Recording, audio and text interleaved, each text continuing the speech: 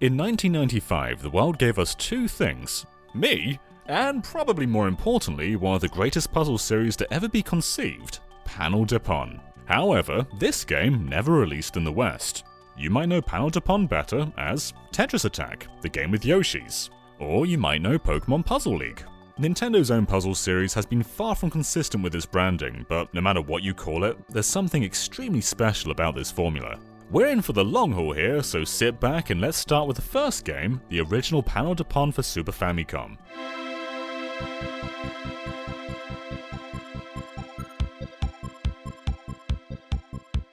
Developed by Intelligent Systems, who you may know nowadays as the guys who make Fire Emblem, Panel de Pon is a deceptively simple puzzler.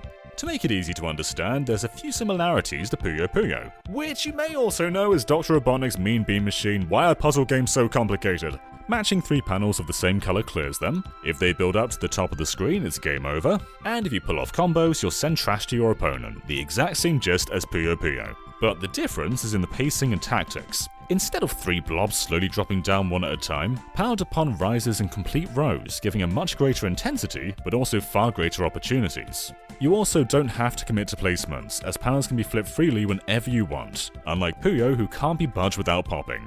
The only limitation is panels can only be flipped horizontally, so even if you can match vertically, you can only maneuver pieces left and right. So, sounds simple, right? Here's a pro player.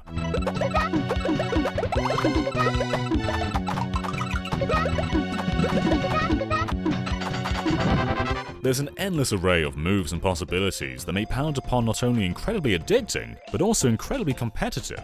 There's a bunch of single screen modes, but the series shines as a competitive puzzle game. Here you're incentivized and rewarded on the fly for pulling off the craziest moves possible. Matching 3 merely clears blocks, but matching 4 or more, or causing clears to fall onto each other in a combo sends garbage to your opponent. It is like a fighting game. Pulling off a 6-chain combo is like putting in a complex button combination, and the result can really mess with your opponent, but every move, whether good or bad, is an opportunity. If you clear panels touching the garbage, it'll slowly transition into regular, unorganized blocks. However, while they're clearing, it gives you a chance to line up panels under them. This can turn into a combo and send garbage right back. It's a constant back and forth of wits, and I can't think of another puzzle game to have the same exhilarating feeling. I've played Tetris 99 for almost 200 hours. It's amazing, but this is so much more personal and intense. The Versus mode in Panel de Pon acts as the game's story. You play as a fairy called Lip, and all of your fairy friends have been corrupted or something, so you clear blocks and then they join you and then you take down God. I don't speak Japanese, but I'm pretty sure that's how it goes down. Despite getting quite dark towards the end, the game certainly has a cutesy theme with its vibrant characters, rainbow worlds, and some extraordinarily cozy music. Listen to this stuff. This is what cozy dreams are made of. The core gameplay is what carries the game, but the surrounding themes give it so much personality. To this day, Lip still appears in Nintendo games. Since Super Smash Bros. Melee, Panel de Pon has been referenced in one of Kirby's stone abilities, mirroring the garbage sprite, and also the flower item is Lip's stick. Brawl would add an amazing remix of Lip's theme, Ultimate would bring back Lip as a Mii costume and she can dual-wield flowers, and she's made cameos in various other games including Captain Rainbow, which we also didn't get in the West. Lip certainly made an impression in Japan, but in the West, we didn't know what a Lip or a Panel de Pon was. But just 1 year later in 1996, we got our localized version with no Lip, no fairies, and apparently some Tetris with Tetris Attack. Here's how the game came to be. Hey, Tetris sold really well, so can we tell people that our puzzle game is also Tetris? But it's not. They said it's okay. During E3 2009, Destructoid got a chance to interview the co-founder of the Tetris company, Hank Rogers, who said the following. When Nintendo came to us and said, we'd like to take this Japanese game called Panel de Pon and rename it Tetris Attack, I'm saying, it's not Tetris, but my partner's saying, but it is money. So I reluctantly agreed. In retrospect, we should never have done that. I don't think that's a good idea. It dilutes the brand. It's like calling another cartoon character Mickey Mouse just because you need the money. It's just a bad idea, so I wouldn't do that again. To this day, Tetris Attack has not seen a re-release in any capacity, so while Panel de Pon is freely released on Japanese virtual consoles, Tetris Attack has remained stranded in its original form. I guess to compensate, we received a completely unlocalized Panel de Pon in the West through Switch Online. It's understandable why Rogers would feel this way, as even with a complete reskin from Pound Upon, Tetris Attack wasn't made to feel like Tetris, but rather Yoshi's Island.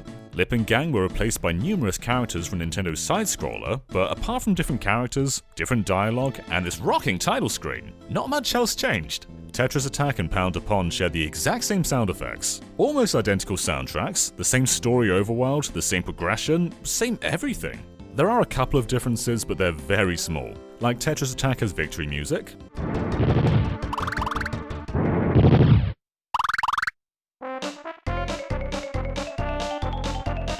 the soundtrack as a whole is pretty much the exact same, although Lip's theme has been replaced by Yoshi's Island remix. However, the tutorial still plays Lip's theme, so it's still in there. If you play Tetris Attack, you pretty much play Pound Upon. Which is better is going to come down to whether you prefer Yoshi's or Fairy Girls. These are barely different games. Though the localization is great. Yoshi, calm down, you madman! No matter which version you stick with, this is one of the best games on the Super Nintendo, and to this day stands as one of the most energetic competitive games I've ever played. You can even play it online through the Switch's Super Nintendo app. And let me tell you, no game on this list benefits more from online than Pound Upon. It's so good.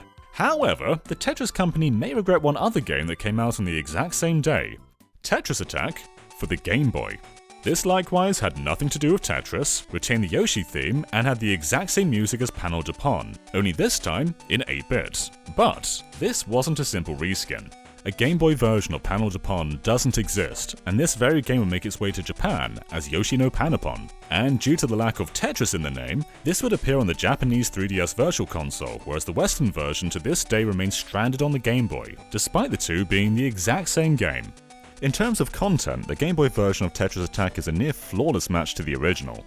Every mode made the cut, including the complete story mode. Every track was converted to 8-bit, and if you've got a friend with a copy of the game, you can even play multiplayer together. It may be smaller, but this is the full package. But that doesn't mean there aren't drastic differences to the gameplay though.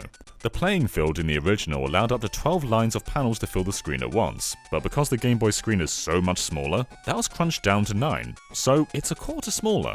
In addition to this, your opponent's feed is no longer visible and is represented by a fluctuating HP meter. This makes it much harder to watch their moves and know when to retaliate. There is a bit of a crutch to lean on though. The transition period from garbage to panels is much slower, giving you much more time to nab up some combos. Here's another professional match. Look how much time they have while they're dealing with a near constant onslaught of garbage. Some prefer the Game Boy version for its differences. I personally lean to the console version, especially for multiplayer, but if you're looking for a slight twist on the gameplay, Tetris Attack for Game Boy is absolutely still worth a shot. It's really quite remarkable how close everything gets to the Super Nintendo version. Pound Upon and Tetris Attack had quite a life in that 1-year span. The original Pound Upon, the localized Tetris Attack, and then a Game Boy version of Tetris Attack released worldwide. Japan wasn't even done. In 1998, Yoshi no Panapon would surface once again, but this time on the Super Nintendo via the Satellaview. That's right, the reskin localization got relocalized back into Japanese. Special Pound Upon events would also broadcast through this service, known as BS Pound Upon. It seemed Japan couldn't get enough of this series, but then something weird happened. In the year 2000, 2 Pound Upon games released, both of which traded the fairies for Pokemon. Pokemon Puzzle League for Nintendo 64, and Pokemon Puzzle Challenge for Game Boy Color. However, the fairies weren't meant to be retired. Pokemon Puzzle League was developed alongside a sequel to the original Pound Upon, titled Pound Upon 64. A near-complete prototype was even discovered earlier this year in July of 2020. Pokemon Puzzle League was yet another Tetris situation. Assuming the West wouldn't be open to fairies, the game was given a new coat of paint with one of the biggest brands in the world at its height, Pokemon. This is a very strange case, where the 64 iteration ended up releasing exclusively in the West. It's also one of the most popular versions here. Pokemon Puzzle League is the only Pokemon game in the series' long-running 30-year history to be based on the anime. They managed to squeeze in some fully voiced anime scenes onto an N64 cartridge, and that's always super impressive. Kanto has caught puzzle fever, so you'll travel across the land searching far and wide in the Puzzle League. Pretty similar to the Pokemon League, only now Pokemon sit there and make noises as you solve puzzles. Everyone's based on their anime appearance, and the soundtrack even remixes iconic anime-exclusive tracks. Many say Pokemon Yellow is the game that shares the most in common with the anime, but this is really as close as it gets. If you play the game on hard without dying, you'll get a secret final battle with Mewtwo, who is apparently the ultimate puzzle master now. What's going on in my trophy? Welcome, puzzle champion. Huh? I am the puzzle master. I doubt you have what it takes to defeat me. It is my destiny to crush all who oppose me. In terms of being a reskin, this one blows Tetris Attack out of the water. They really went all in with the Pokemon license, which was especially impressive at the time. This came out the same year as the first movie. Poke Fever was in its prime. The actual puzzle gameplay doesn't have too much to do with Pokemon, or anything to do with Pokemon. You can select a Pokemon at the start of each battle, but they operate more like lives. There's no elemental advantages, so it really doesn't matter who you choose. The panels look a bit more like energy cards from the trading card game, but apart from that, this plays near identically to the original Panel Depon and Tetris Attack. There is a new 3D puzzle mode, but this is more of a neat distraction. There's no multiplayer or competitive angle, so this really is standalone. The playing space operates in a full 360 degrees, so you've basically got a ton more to work with and keep an eye on, but apart from that, the core gameplay is the exact same. It's just like you're juggling 4 boards at once. Outside of Pokemon Puzzle League and Panel Depon 64 where it was intended to debut, the 3D mode has never appeared again. It certainly wasn't a selling point, but with some kind of competitive angle, this definitely could have been refined. Thankfully, Japan wouldn't have to sit out completely, as around the same time Pokemon Puzzle Challenge came to the Game Boy Color, known over there as Pokemon Japanapon. While Puzzle League was based on the anime, Puzzle Challenge is more of a retelling of the then newly released Silver and Gold. In Challenge, you make your way through the gyms of Johto in a style very similar to Panel Depon. The credits walk is even the same, which Pokemon Puzzle League ditched. The game itself plays incredibly similar to the Game Boy version of Tetris Attack. There's still a 9-row limit, you still can't see your opponent, and you've got plenty of time to arrange falling garbage. However, there is so much more personality poured into this one. Frankly, I think they made the Pokemon aesthetic come to life better than the N64 game. On N64, all Pokemon portraits are static, but on Game Boy Color, these sprites are brought to life in fantastic detail. The presentation really is top-notch, and god, don't get me started on these remixes! This Goldenrod arrangement in particular is amazing. It may mostly just be theming that sets this apart from Tetris Attack, but if you can only pick up one of them, absolutely go for Pokemon Puzzle Challenge. It's incredibly refined and has Chikorita. You make your way through the story mode with just the Johto starters to begin with, but you can unlock more Pokemon by meeting certain criteria. Doing a 6-block combo gets you Pikachu, beating a gym leader in less than 25 seconds gets you Bellossom, and so on. It's a really cool way to push you to get better. Now, here's something extremely cool that doesn't sound real. On the title screen, press up 2 times, press right 4 times, press down, press left 10 times, up 4 times, then press right, press down 6 times, and then press B. If you're playing on a Game Boy Advance or Game Boy Color, that'll bring you to this screen right here, whereas regular Game Boy goes here by default. So now that we're here, press A 24 times, and then press B 24 times. No matter what region you're in, this will take you to an unreleased but far along Game Boy version of Panel Depon. This was discovered 13 years after the game released. So technically the West has had a Panel Depon branded game, it's just shoved in as an obscure title screen code in a Pokemon game.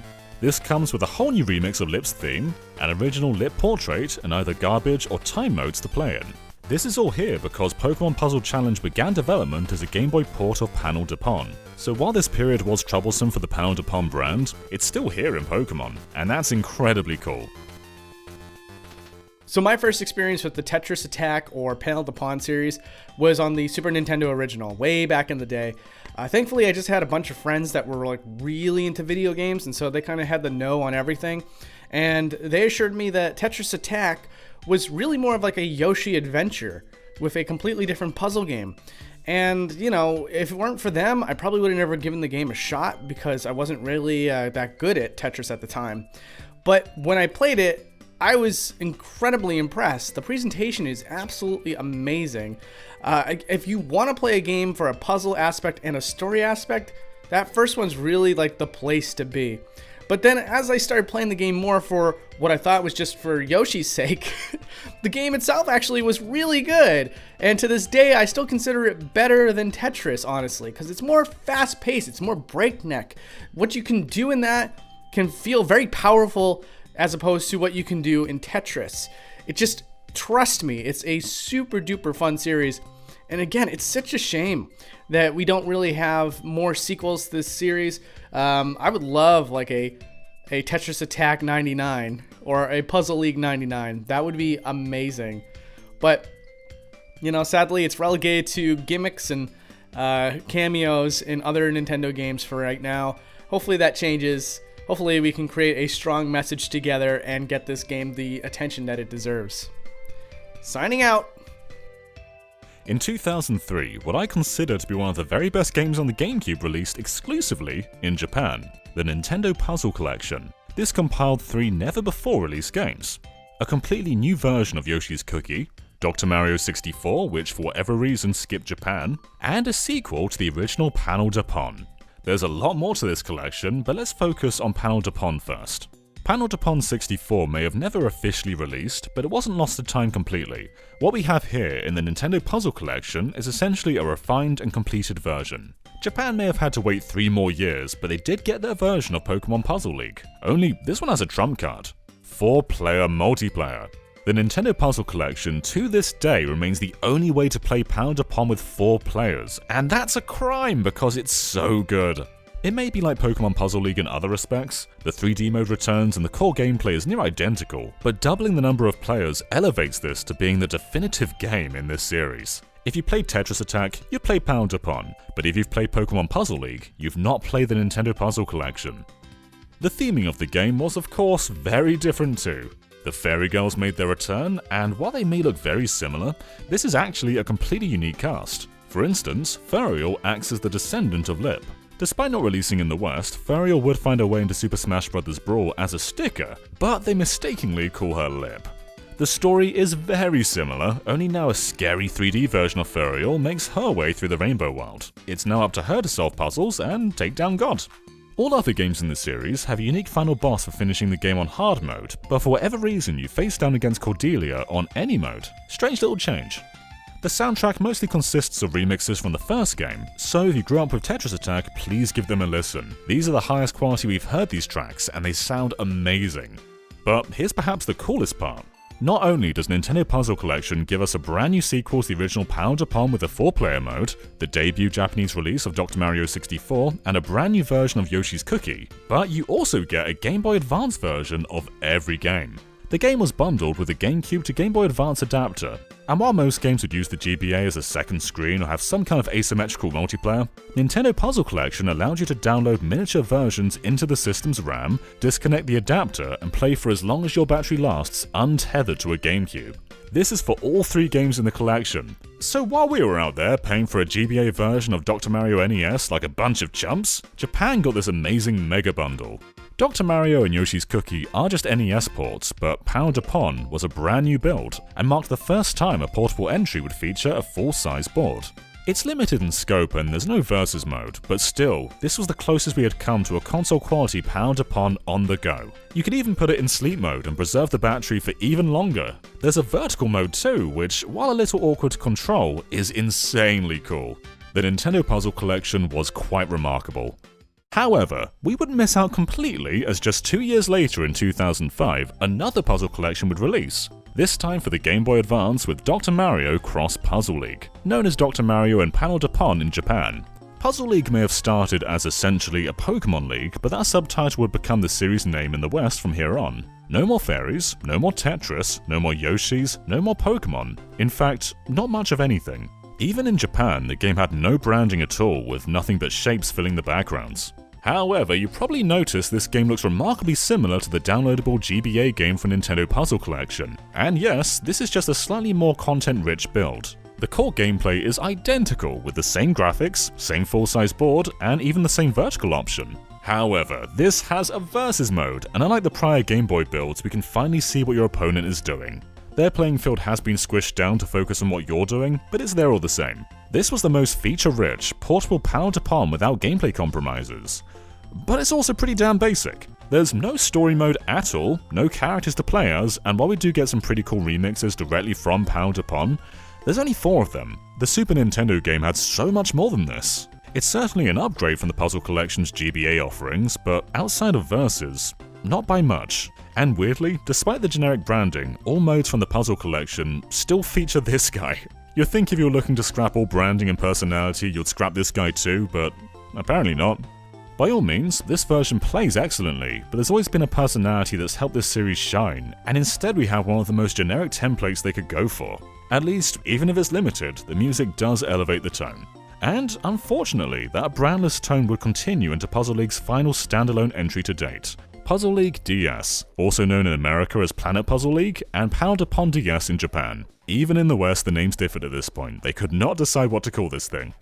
Perhaps as an attempt to capture the new, more casual DS audience, Puzzle League's branding became the most generic yet, but the pros first. The DS's dual screens were perfect for versus mode. You held the DS open like a book, and both screens would display each playing field. Unlike previous games, the cursor was entirely gone. Instead, you now use the touchscreen to slide pieces along their horizontal row. It's much faster than before, but I'd be lying if I said it doesn't lose some of the charm. The game also gives you hints on when to slide pieces when it comes to combos, which, it certainly makes it more flashy, but I feel it takes away the satisfaction of landing them yourself. It also seems the CPU is smarter to compensate for this. But this game did far more than change the control input and presentation though. Puzzle League DS had tons of different ways to play. You can go through tutorial missions, which unfortunately replace the story mode. There's daily challenges to keep your brain active, and you can play more casually with items, which is a series first. Certain panels will have a different pattern, and clearing them will have an effect on you or your opponent, similar to Puyo Puyo Tetris.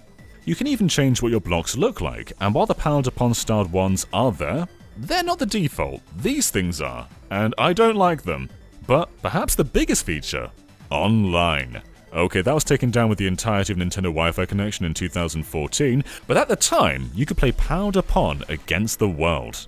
Don't get me wrong, I'm thankful we can still do that in the Super Nintendo version, but that's just with friends. This had full-fledged matchmaking, and it's something that unfortunately we can't experience today. Whether you like the new control scheme, art style, or AI assists, that's down to you, but an online Puzzle League was something special, and it's still something the world needs. And it's gone.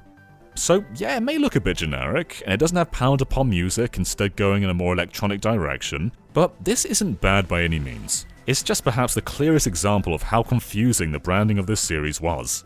Although, in the Japanese release, it was possible to access a lip-themed stage complete with Lip's theme. This was just for single-player time-attacking garbage though. It is accessible in the Western versions, but only via cheat devices.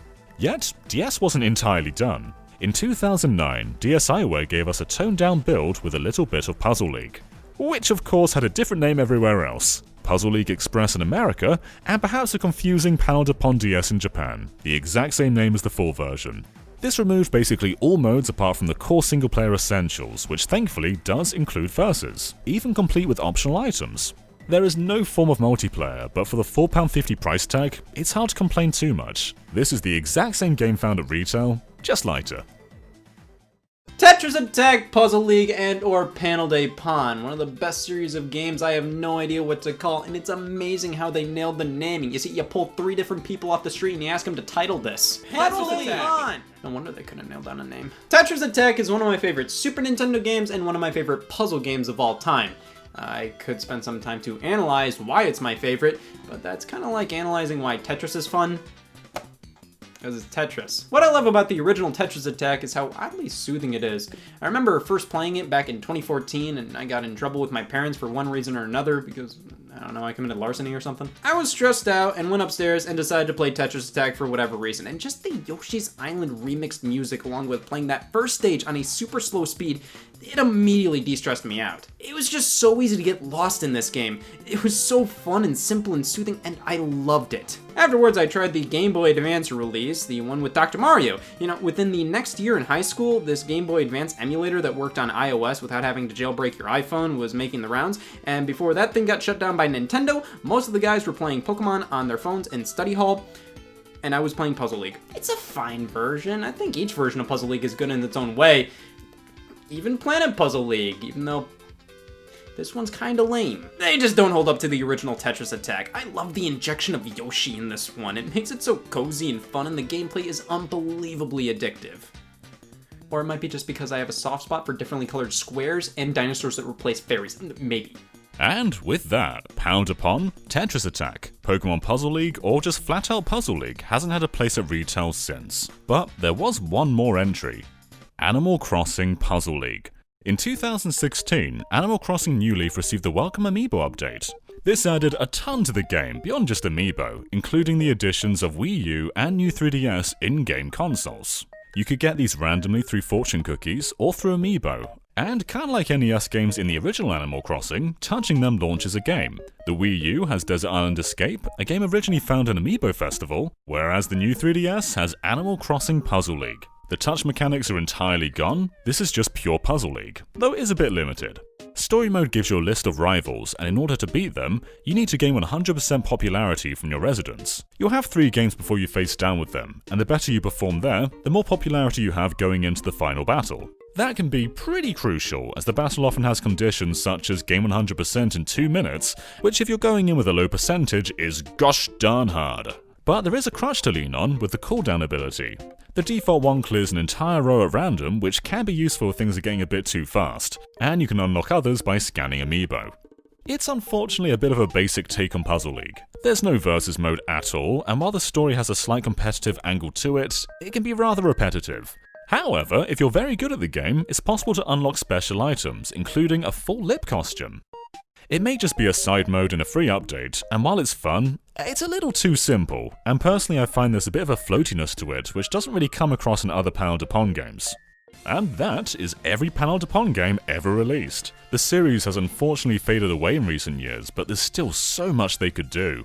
Animal Crossing Puzzle League could return in New Horizons at some point, but beyond just being a simple extra, there's so much untapped potential.